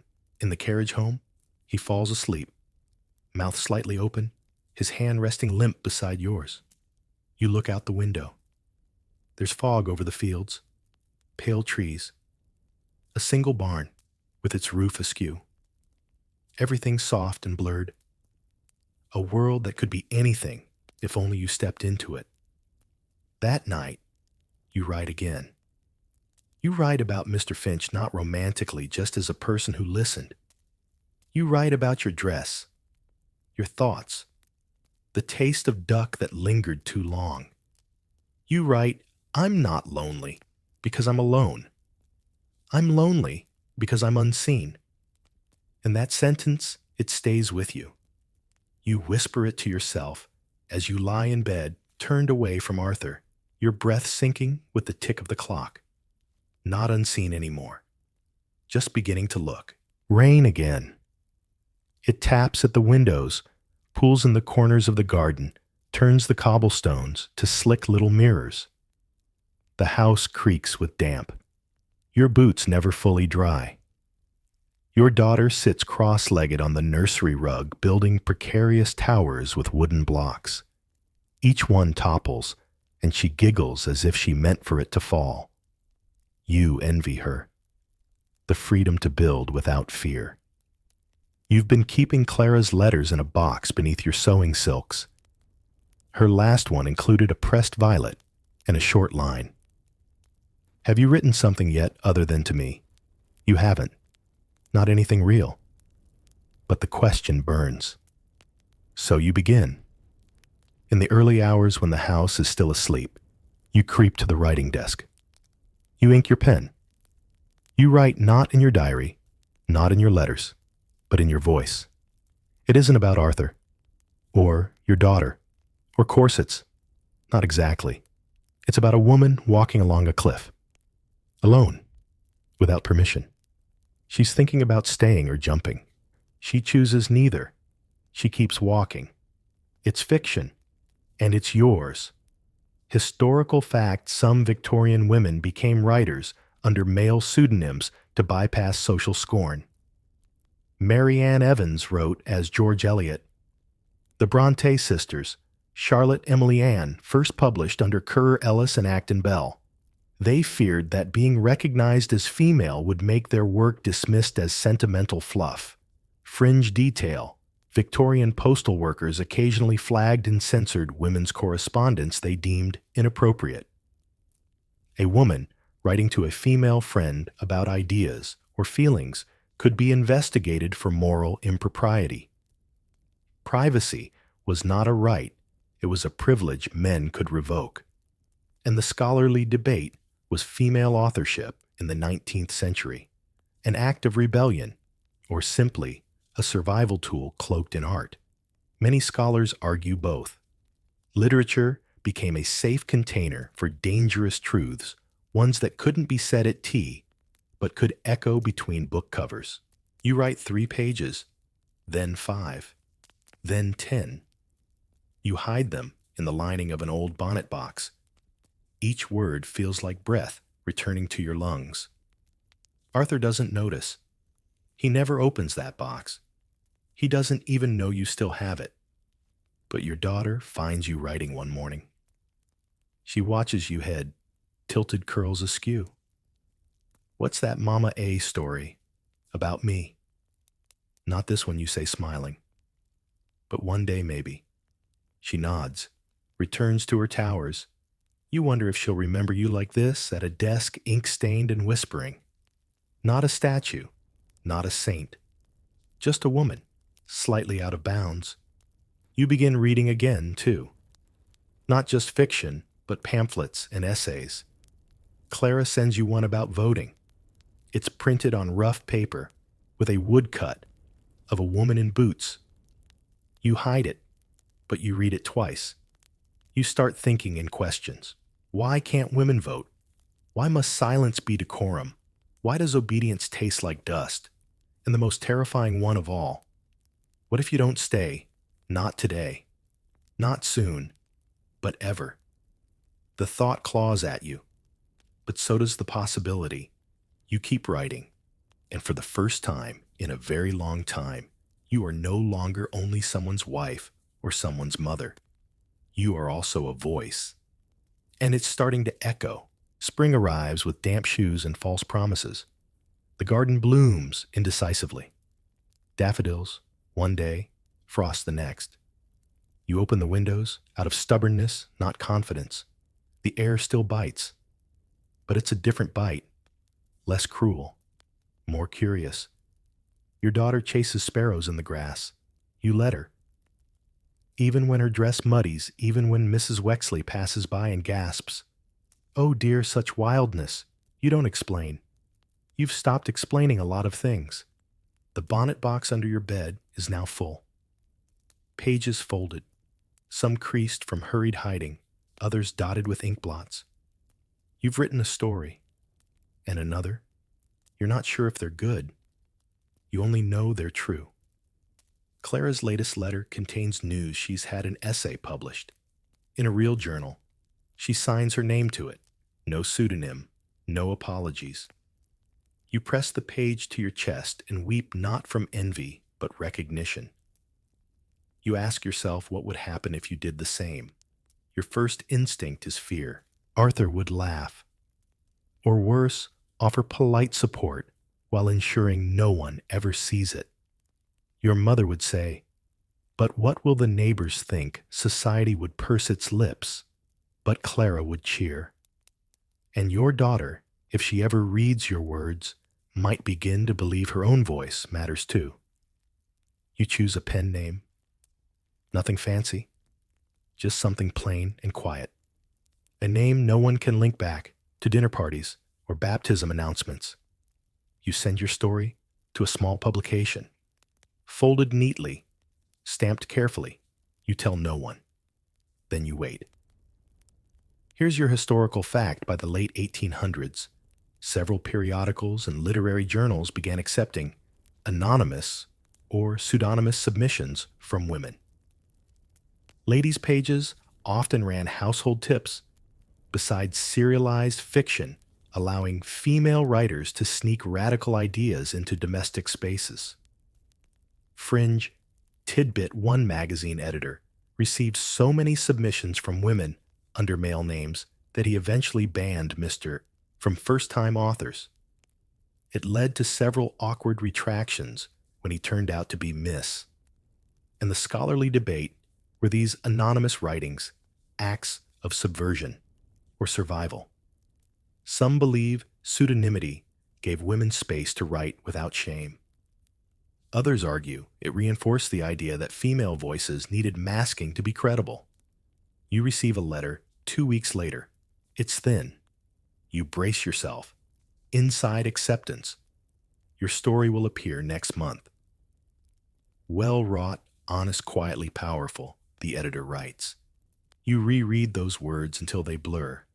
You don't tell Arthur, but you buy new paper and a second pen. That night, when the house is quiet, you sneak down to the parlor. You sit by the fire with a shawl and your secret. You imagine a woman in another house reading your story by candlelight. Maybe she's lonely. Maybe she's frightened. Maybe she's waiting for something to shift. And maybe your words will be the flicker. You stare into the flame's heart loud in your chest. This is not freedom. Not yet. But it's a step, and it's yours. The morning your story is published, no one in your house knows. The milk arrives as usual, clinking in its bottles. The fire is laid by the scullery maid. Arthur reads the Times, rustling the pages with theatrical importance. Your daughter throws porridge at the dog and giggles. You sip your tea and feel electric. You want to scream, or laugh, or weep. Instead, you pass the jam. Your name, your real one, isn't on it, of course, but your words are there, on paper, inked and typeset, and living in the hands of strangers. You imagine a woman in Leeds reading it over toast, or a girl in Brighton stealing her mother's copy and devouring it by candlelight. You imagine your voice reaching through walls. You never knew how loud silence could be until you broke it. Later that day, you sneak out to the bookshop under the pretense of needing stationery. The clerk doesn't recognize, you doesn't know he's handing you your story. You buy it with trembling fingers. You walk home slowly, clutching the pages like scripture. You reread it 3 times that evening, just to be sure it's still there, just to be sure it happened. But the world doesn't change, not visibly. The dishes still need scrubbing. Your daughter still cries when she can't find her doll's bonnet. Arthur still leaves his socks on the floor. And yet, inside you, something feels different. Not finished, but undeniable. This is what breath feels like. And with it comes a terrible ache. Because now you know what it means to speak. And suddenly, all the other silences become unbearable. Historical fact: in the late Victorian period, women writers who published anonymously or under pseudonyms often experienced both elation and fear. Reviews could be flattering or patronizing. Their anonymity protected them, but also erased them. Yet for many, it was the first taste of self-determination. Fringe tidbit: one woman published dozens of radical essays in a leading journal, while her husband, a well-known conservative politician, remained completely unaware. Her closest friends referred to her only by her initials, even in private. Scholarly debate was pseudonymous publishing empowering or limiting? Some argue it gave women control over their narrative while avoiding societal backlash. Others claim it perpetuated the notion that women's words were only acceptable when detached from their identities. That evening, Arthur notices something. "You're lighter," he says, pouring his brandy. "Am I? You've been smiling. Maybe I'm tired." He nods, accepting the lie. You realize he doesn't want to know. Not really. The idea that you might have an inner world, a secret joy, is unsettling to him. Marriage to Arthur is a structure, not a partnership. As long as it stands, he assumes all is well. You stare at him and wonder how much of yourself have you edited to keep the peace. The answer is nearly all of it. You go to your desk. You write a second story, then a third. You write about rain and hunger and hope, about women standing still while the world moves around them, about daughters growing up and deciding not to marry. You change the names, but the feelings are yours. You even write a character like Arthur, buttoned up, kindly indifferent. You give him no name. You erase him in the final paragraph. You post them one by one. And the rejections come, of course. Thin, clinical slips. Not suitable. Lacks the moral tone our readers expect. But 2 more are accepted. Your voice is out there now. Quiet, perhaps, but real. You begin to see the world differently. Not romantically, no. You're too far gone for that. But with curiosity. You notice how women linger longer at the haberdashery than they need to. How conversations pause when men enter a room. How often the word ought follows a sigh. You talk less at dinner parties. You watch more. You hear Mrs. Wexley mention a niece who reads novels without guidance. Her tone implies the girl might combust. You smile.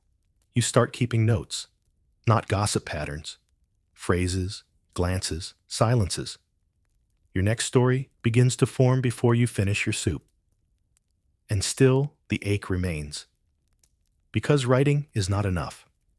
Not yet. You want to live as the woman you've begun to find in your words. Not just visit her in secret between tea and bed. But that world does not yet exist. Not fully. And you still live in this house, this body, this marriage. You tuck your published clipping into the back of your daughter's keepsake book.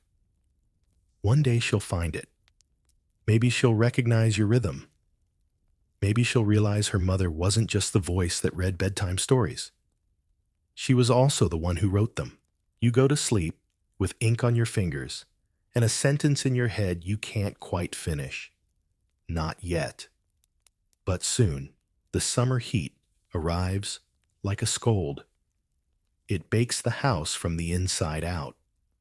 The parlor curtains hang limp, the silver sticks to your fingers, and your daughter refuses to wear anything with sleeves.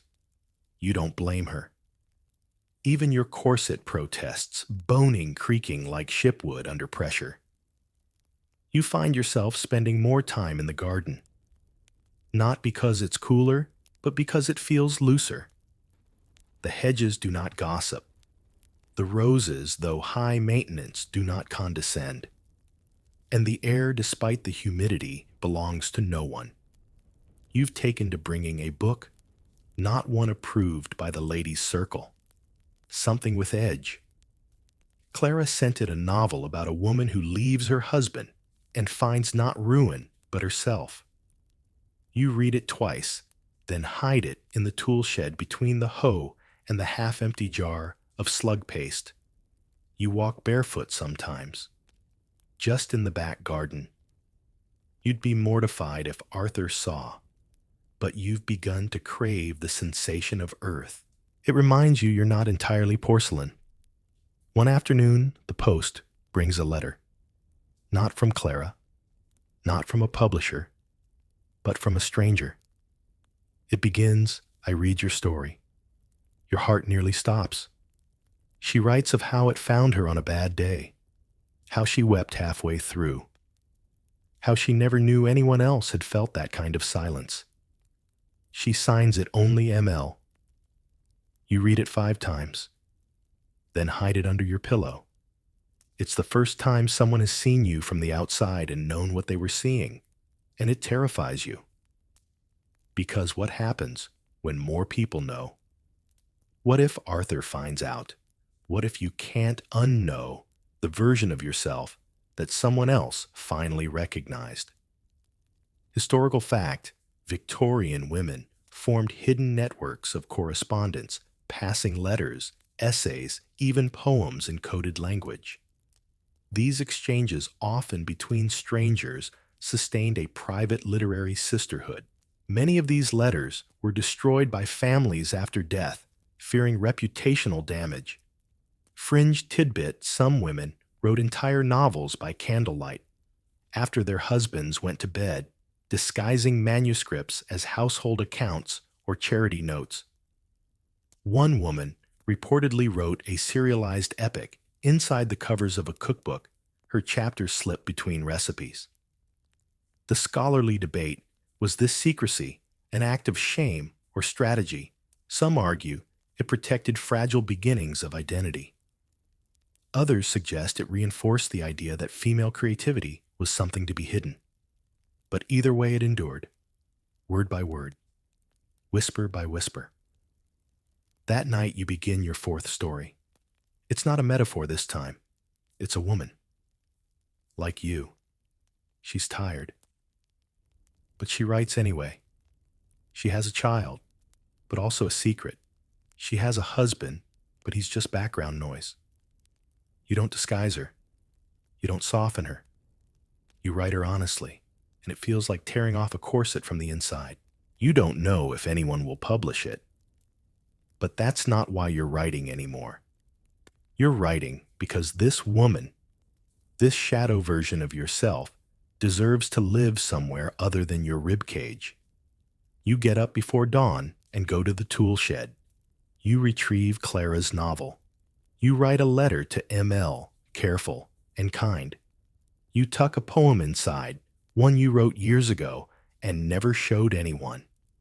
And then you do something dangerous. You don't hide it. You leave it in your writing desk unsealed. Arthur is away for the afternoon.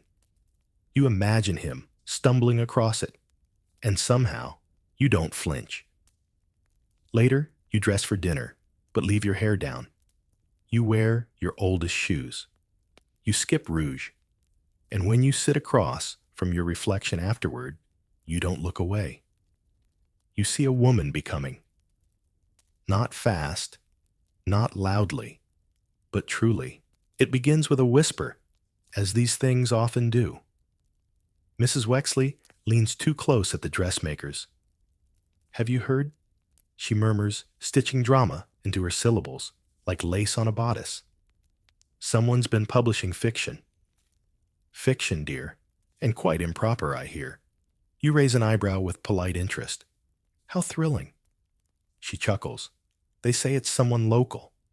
You nod, then pretend to examine a bolt of muslin while your heart plays drum rolls in your ears. Local. Fiction. Improper. It could be anyone. It could be you. You keep your face smooth, your fingers steady. You do not laugh, but inside you bloom. Someone is talking about your words, even if they don't know they're yours. Your stories are slipping between teacups and calling cards curling around dinner conversations like stray smoke. And the thing is, it doesn't matter if they find you. Because you're no longer afraid, you've written something real, and it has outgrown your name. That evening, Arthur seems distracted. His fingers tap the tablecloth. His fork scratches too long against the plate. He eyes your book, the one with no title on the spine. Finally, he says it. Do you know who's writing those stories? You look at him for a beat too long. then shake your head. Not a clue, you say. And in that moment, something flickers in his eyes, not suspicion exactly, more incomprehension, like he's standing on a familiar rug that suddenly feels thinner. He doesn't press. He returns to his wine. He doesn't want to know. Here's your historical fact. By the late Victorian era, conversations about women's roles had begun to trickle into public discourse. The suffrage movement was gaining traction. Female authors were carving spaces in literary circles. But the average drawing room remained a dangerous place for radical thoughts. Fringe tidbit: in 1894, a woman named Olive Schreiner published The Story of an African Farm, a philosophical novel challenging gender roles, religion, and marriage. Critics called it unfeminine. Queen Victoria reportedly found it disturbing. Scholarly debate historians still wrestle with how widespread such challenges to marriage truly were. Were these women anomalies, or indicators of a larger quiet revolution simmering beneath the teacups and crinolines?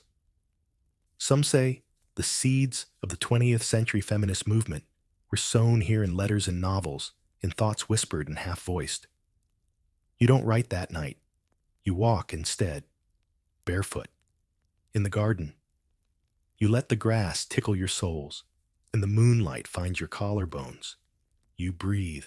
You are not wild, but you are no longer tame, and it feels like truth. A week later, another letter arrives. It's unsigned. I know who you are, it begins. Your breath stills for a second, but the next sentence reads, and I think you're magnificent. You close the letter gently and cry for 6 full minutes, not because you're afraid, but because someone saw you and did not flinch. You tuck it beside ML's note. You have a collection now, a little archive of proof that your voice matters. You begin your 5th story that very night. It's the longest yet. It's not about escape. It's about endurance. About staying in the house but opening the windows. About tending the fire but keeping a hidden flame just for yourself. About being both a mother and a mirror. And in the final line, you don't give the woman a name, because by now she has yours. You receive a parcel on a rainy Thursday, thick wrapped in brown paper, sealed with wax. No return address. Inside, a bound collection of essays, all women authors. Some names you recognize, some pseudonyms.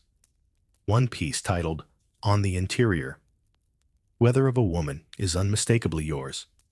Printed. Credited only to your pen name. Right there beside the fire in ink. Your breath catches. Someone compiled these voices, preserved them, published them for other women to find. You wonder how many copies exist? 10, 50, 100. Doesn't matter. It exists. You exist. You hold it like an infant, like a revolution, like something that could fracture the walls of your sitting room. That night you hide it carefully, not under your mattress this time, but inside your daughter's old music box, between the false lining and the wooden base, where the ballerina once twirled. Your hands tremble, not from fear, but from the magnitude of the thing. Arthur notices. At dinner, he's quiet. Too quiet. He clears his throat after the soup. I read something peculiar today, he says. A story about a woman who writes in secret. Married, suburban, domestic. Your fork freezes above your plate. He stares at you, not cruelly, just searching. You put the fork down. Fiction, isn't it? You say, calm. His eyes narrow. That depends on what? On how brave you're willing to be. He doesn't press further. He turns back to his roast. And you both pretend the silence isn't louder than the clinking of cutlery. Historical fact. Victorian men often viewed women's intellectual pursuits as harmless hobbies as long as they remained contained. A wife who wrote cookbooks? Fine. A wife who wrote political essays? Dangerous. The boundary between permissible creativity and perceived insubordination was thin and shifting. Fringe tidbit in some households, wives who published without permission were considered morally deviant. There are records of men burning manuscripts, canceling subscriptions, and forbidding pens. One infamous case involved a husband who reported his wife to her own editor under false pretenses just to stop her voice from traveling. Scholarly debate was this suppression about morality or control. Some argue Victorian marriage functioned as a form of soft censorship, allowing expression only when it didn't challenge the status quo. Others believe some husbands tolerated or even supported their wives' literary lives, but many did not. That evening, you pace. The house feels smaller than usual. You think about escape, but not in the literal sense. You think about the stories you haven't written yet, the ideas half-born, the women who need to be named, the ones who burn too bright to be contained. You sit at your desk. You dip your pen. You write the title first, On the Inheritance of Silence. You begin not with a character, but with a question. What does a woman lose when she is never asked what she wants? And then you answer it. Slowly, bravely. Not because you expect the world to change, but because someone somewhere might read it and feel seen. You finish the first page and exhale. It's not perfect, but it's honest. Your daughter knocks at the door. Mama, she whispers, why are you awake? Because I have something to say. She nods as if that makes sense, and you let her curl beside you on the chaise, her head warm against your shoulder. She falls asleep before you finish the second page, but that's all right, because when she wakes up, she'll still be beside the woman who chose to write. The baby cries early, before the sun has fully blinked open. You rise without waking Arthur, your feet silent on the hallway floorboards, worn soft by years of routine. You carry your daughter to the parlor and settle into the old armchair, rocking her with one arm and holding your latest draft in the other. The fire hasn't been lit yet. The room is cool, quiet, suspended. And in this gray-blue hush, you feel something you've never quite named. Not freedom, not joy, not triumph, but continuity. Like you are no longer passing through this life unnoticed. Like some part of you will remain even when the curtains yellow and the tea set chips and the memory of your face begins to blur in the corners of someone else's mind. You think of Clara, somewhere by the sea, probably barefoot, probably scribbling thoughts into the margin of a newspaper. You think of ML, still a stranger, but one who knew you better than some relatives. You think of Mrs. Aldridge, wherever they sent her, and hope absurdly that someone smuggled her a pencil. You think of yourself, of the woman who once tiptoed around every edge, who swallowed too many thoughts, who mistook obedience for peace. That woman has not disappeared. She lives in your bones, but she's no longer steering. You kiss your daughter's hair soft as dust. She murmurs something in sleep. You close your eyes. And for a moment, just a moment, you picture her grown. Older, louder, freer. Not perfect, not safe from sorrow, but seen. You imagine handing her your book, your stories, your words, and watching her recognize the cadence of her own possibility in them. Historical fact, by the end of the Victorian era, women's writing had begun to fracture the literary canon. Magazines, books, and even stage plays featured female perspectives. The voices that once had to whisper were just starting to speak plainly. Fringe tidbit one forgotten Victorian author requested that her gravestone read simply, "She told the truth gently." It was denied by her husband, but someone later carved it in tiny script beneath the stone. Nearly invisible, but there. Scholarly debate: was the Victorian woman writer a revolution in petticoats, or simply the continuation of something older, quieter, eternal? Some say both. That rebellion doesn't always roar. Sometimes it rocks a baby by the fire, paper rustling in her other hand. You place your story beside the cradle. You light the fire. You sit. And you write. Not because it's safe, but because it's right. And this time, you sign your name. Your real one. Because you've earned the echo. So now, as the candles burn low and the ink dries in its well, let your breathing begin to soften. Let the weight of Victorian velvet, of pressed flowers, of unspoken sentences melt slowly into your mattress. You've seen a life bound not by chains, but by corset strings and glances, by unasked questions and polite deflections. You've walked the garden barefoot. You've written by moonlight. You've stared into the fire and whispered truths so quiet even your own walls dared not echo them. But here, in this space between stories and sleep, no one asks you to smile. No one minds your undone hair, your loud thoughts, your need for something more. The world outside may still be stiff with rules and teaspoons, but here you are allowed to simply rest. Let the echoes of ink and iron fade. Let the rattle of carriages and dinner bells drift like dust in a sunbeam.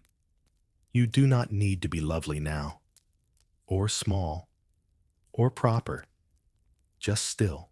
The woman you became tonight may not exist in any textbook, but she lived in your chest, in your breath, in the rhythm of your heartbeat slowing. And she is enough. Close your eyes. Release the story. Let sleep find you like an old friend, waiting with open arms.